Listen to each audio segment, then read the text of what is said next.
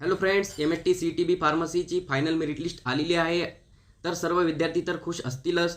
तर यानंतरची प्रोसेस काय राहणार आहे? तर यानंतरची प्रोसेस आहे कॅपराउंड.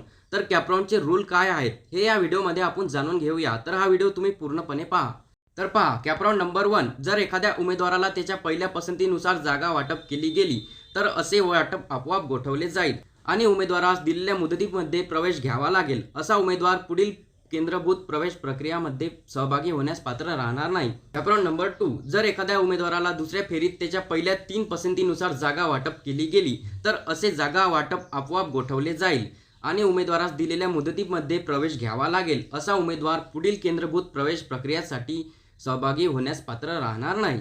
म्हणजे जर एखाद्या विद्यार्थ्याला दुसऱ्या फेरीत त्याच्या पहिल्या 3 पसंतीनुसार जागा वाटप केली गेली तर असे जागा आपोआप गोठवले जाईल. म्हणजे आपोआप त्या विद्यार्थ्यांना ते जागा मिळेल आणि कॉलेजनं ॲडमिशन डेट दिली त्या ॲडमिशन डेटपर्यंत त्या मुलाला कॉलेजमध्ये ॲडमिशन घ्यावेच लागेल. तो विद्यार्थी पुढील फेरीमध्ये सहभागी होण्यास पात्र राहणार नाही.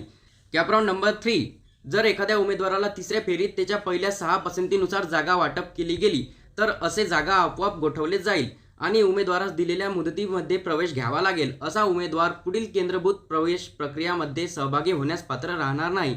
म्हणजे जर एखाद्या विद्यार्थ्याला तिसऱ्या फेरीत त्याच्या 6 पसंतीनुसार कॉलेज मिळालं तर ते कॉलेज त्याला घ्यावंच लागेल आणि कॉलेजनं जे ॲडमिशन डेट दिलेली आहे त्या डेटपर्यंत त्या मुलाला कॉलेजमध्ये ॲडमिशन घ्यावी लागेल आणि तो मुलगा पुढच्या फेरीसाठी सहभागी होणार नाही.